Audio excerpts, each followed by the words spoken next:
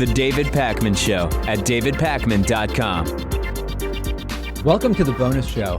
This is a story that it's important enough that I would have covered it on the regular show yesterday or today were it not for the fact that we have 20 or 25 stories to select from every day and have room for only 7 or 8. But President Obama has been very, very direct in an op-ed that he wrote for CNN about the exploration of Mars. And this is as specific as I recall him ever being with regard to Mars. And President Obama outlined not only the successes that we've had over the last few years in terms of Mars, including landing a craft there, discovering what a type of water, not exactly flowing, drinkable water the way we imagine here in on Earth, but the existence of water on Mars, and now saying that he is going to be convening a group of experts, scientists, et cetera, that are going to really get together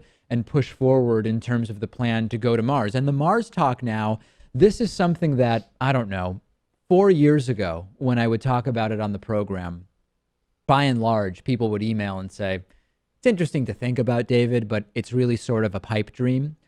2 years ago, most of the emails were, it's not a pipe dream, but it's probably not happening by 2018 or 2020, as some have suggested. Still a few people, including Troy York from Mississippi or wherever, saying, I'm an idiot for even thinking we're ever going to Mars, but that's pretty much the minority.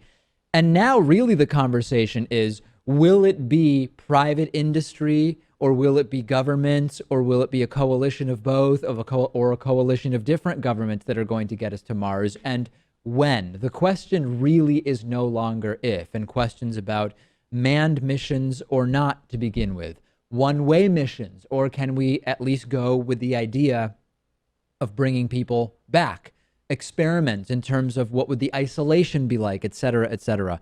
I am no longer speaking to, Pat, people who just say, we're never going to Mars. That seems to be, I think Troy York is the only guy that I'm even remotely aware of. Do you know people who just think it's just never happening, or it's more of a when type of thing? At this point, it's probably a when type of thing, especially because now you have a United States president pledging that we're going to go to Mars, I don't know, in the next few years or so. And it really draws a parallel to JFK's promise back in the 60s that by the time the decade was out, they would venture to do to choose where no man has gone before. Something like along Star those Wars lines. or something, yeah. Something like that. But I go ahead, Rachel, Yeah, but I mean, I definitely agree with that. And also I think one thing that people tend to forget is that the main challenge is not technical. It's actually, at this point, political and financial. And I think with the constant changes in certain administration, re-examining the budget and the mission, it definitely can kind of redirect that. But I feel like if people kind of remember that it is feasible at this point, then they'll be kind of more understanding. No doubt. And Rachel, you're going to want to be way, way closer to that mic. I think you're making a really good point. The funny thing is, when I thought of the JFK analogy, what came to mind was many people believe that going to the moon never actually happened. And as evidence, sometimes they say, why would a president have even been so involved in an individual mission to the moon, not to Mars. I'm sorry, I misspoke. In an individual mission to the moon. That's suspicious. And already you're starting to see the conspiracists say, you know, when it was Elon Musk talking about Mars, I kind of believed it. But now that Obama's talking about Mars, I think this is going to be another moon landing conspiracy, which of course is insane because we're not going to Mars while President Obama is president. He's got a few months left. It's just funny how out of the ether, the conspiracy theorist will show up no matter what. I pay very little attention to them. Well, I'm sure when the JFK quote was made, it wasn't a big deal at the time. It was only, years after he died in 1969 that we actually went to the moon. And I do have the quote now. It's, we choose to go to the moon not because it's easy, but because it's hard. Right. And I think that absolutely applies to Mars. And of course, the far-reaching implications, we won't go over them now, but we've talked about them many times. But this is also not new because Obama mentioned this in, I think it was 2010.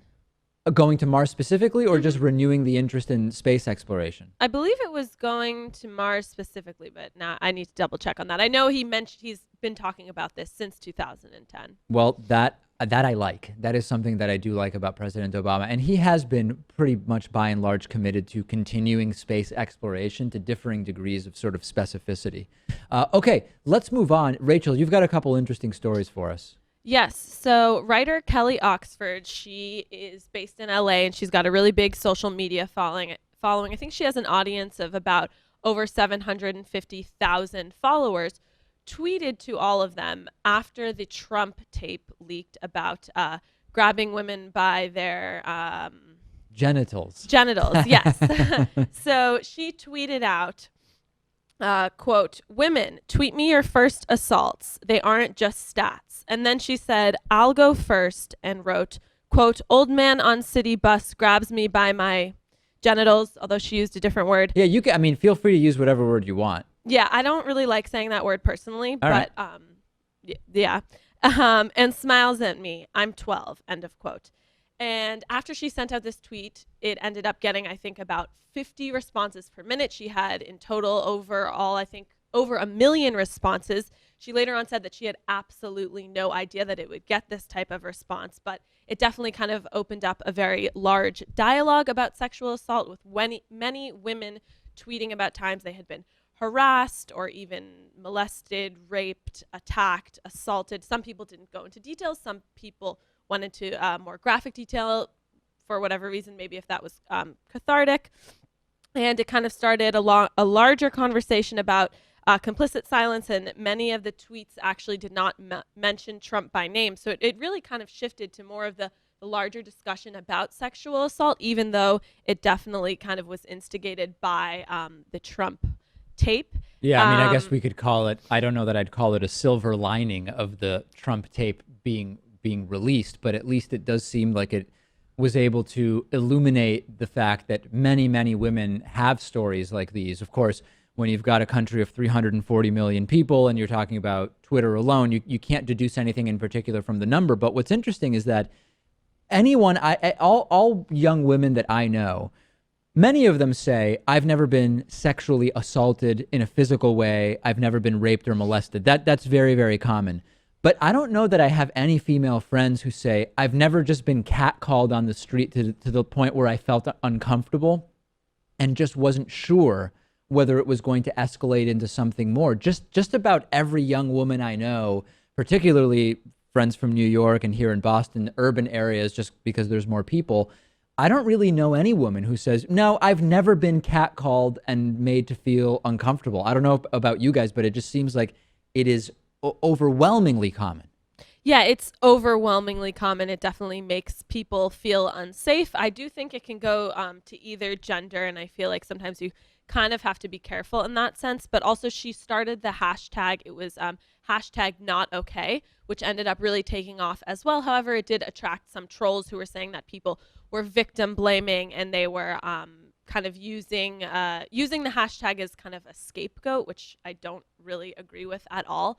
And so I think that was really interesting. And then that hashtag itself was also kind of gaining some use politically. And she made a statement saying that she does not want this hashtag to be associated with that. She was only talking about it in terms of sexual assault.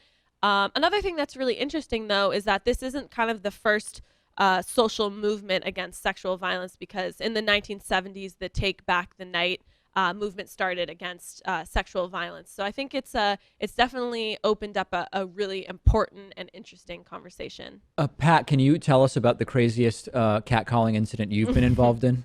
I haven't been involved in any yet. But yeah, I mean, credit to these women for coming out. They don't have to report what happened to them. They don't have to go into their past. They're choosing to. And all the credit in the world to them. It's a very tough thing to do. Go ahead, Rachel. Yeah, it's also in an interesting time that the Trump tape is coming out, because this has kind of really been a big year in terms of sexual assault with Bill Cosby and Brock Turner and Kesha.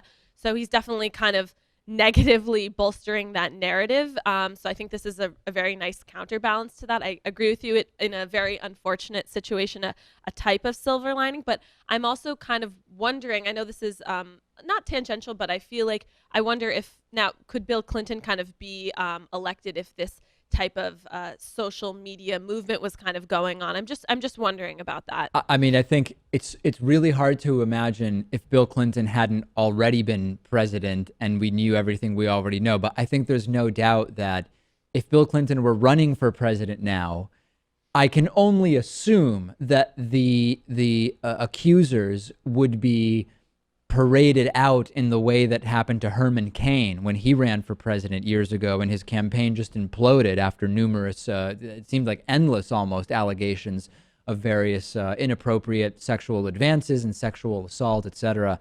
I think there's no doubt that, knowing what we know today, if Bill Clinton were running for president, he'd have a pretty rough go at it. I reported a little while ago about the clown scare. At the time, I didn't really imagine it would kind of take off quite in the way that it did, especially because the film that was supposedly associated as a viral campaign confirmed that they weren't involved. And I just didn't really understand the scope at this time. But now it's been reported that McDonald's has released a statement saying that Ronald McDonald, who is their type of, I guess you could call him kind of their mascot. Is he the patriarch of McDonald's? Not really. I don't know. Yeah, I think so. I think you could call him that. So he is reportedly now laying low and will not be doing his typical type of, not performances, but appearances. Performances. I like that. Real actor. Yeah, kind of mini. I mean, he entertains the kids, but they classified it as appearances. So he will now be laying low within this whole type of terrifying narrative about clowns, which, just as a refresher, started in South Carolina in August when there was one report about a clown who was trying to apparently lure children into the woods, which is nonspecific and also really frightening. And then it kind of took off to there. It spread to Kentucky and North Carolina and Alabama, and there's kind of been tentacles of this where students in Connecticut are no longer allowed to dress up as clowns for Halloween. There was 2 Louisiana high school students who wore clown masks to school who were arrested, and there's been the whole kind of also movement by the real clowns explaining their disgust, distaste, and quite frankly, their sadness. Yeah, the real clowns are completely furious. I have to commend Rachel, though, because when you first covered the story, it was isolated. It started in South Carolina, like you said. Mm-hmm. It was an odd story. It was a bizarre story. It was a perfect story for the bonus show. Mm-hmm. But I didn't expect that it would become what it is and what it has become, where now you have huge multinational corporations having to change what they're doing as far as their clown-like mascot. You have police saying that merely wearing clown masks is going to be considered suspicious activity and probable cause for police interactions. I read about a guy who was arrested merely because he was driving behind a school bus made up like a clown. And all over my Facebook, I have people in Western Massachusetts and in different parts of the country who are constantly posting about this clown epidemic that's going on. It's completely blown up, and you were ahead of it. Oh, thank you. And there was actually a Bloomberg journalist who asked the White House press secretary if he was aware about the clown sightings, if Obama was briefed on it. And he said that he wasn't sure if the president knew, but he actually deferred to the FBI for the details. So this is really just kind of completely exploding. And Stephen King even spoke out in support of clowns. Sure. Of course. And I know, yeah, he's written about them before. But I'm also wondering, and I know there's a specific word for the fear of clowns. What is it? Chlorophobia? I don't know. I would call it clownophobia, although I'm sure there's like an actual more technical term. Right. It's something along those lines. I'm just pronouncing it incorrectly. But I think it's also interesting because I'm trying to also kind of figure out what exactly it is about clowns that makes them so frightening. Is it because their features are kind of concealed by makeup? Is it because they kind of perform these not necessarily jarring, but interesting kind of magical acts that seem to either really frighten people or entice them? Yeah, I don't know what it is about clowns. I mean, clowns and mimes have some similarities, right? I mean, they often are in sort of like made up white face.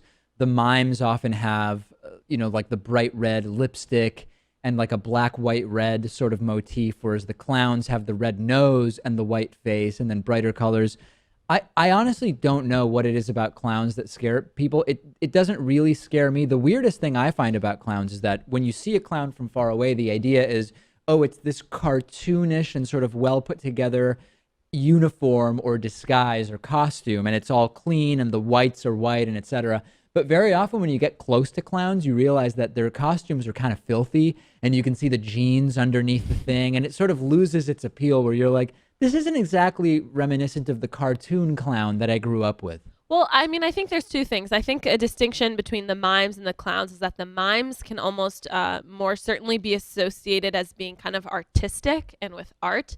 And I feel as though the clowns also, with their kind of association with entertaining children, there's always some kind of room for speculation there. But I also am now starting to kind of lean towards the idea that, and agreeing with you, that it's more about the aesthetic, because if this was maybe a person dressed in kind of a less, not offensive, but a less boisterous, bright, yes, yeah. type of costume, performing these type of acts with balloons for children, it might kind of go over differently. So I'm starting to think now it's more about the kind of jarring aesthetic that is kind of so outside the realm of what a normal human looks like. And plus, let's remember too, these clowns and mimes are kind of like the entertainment mediums of the past. So there's kind of this association where like you would go to like a fair or something and see these in like the early 1900s, and now we have video games and television, and like just our source of entertainment is much richer. So you're just finding the entire clown thing to be a little passé, given that we've got Nintendo Wii and stuff like that. Feels dated. It feels a little dated, yeah. All right, very interesting. Well, I had no idea that months later we'd still be talking about this, and the story is bigger than ever, bizarrely so. That's it for today's bonus show. Thanks for joining us. The David Pakman Show at davidpakman.com.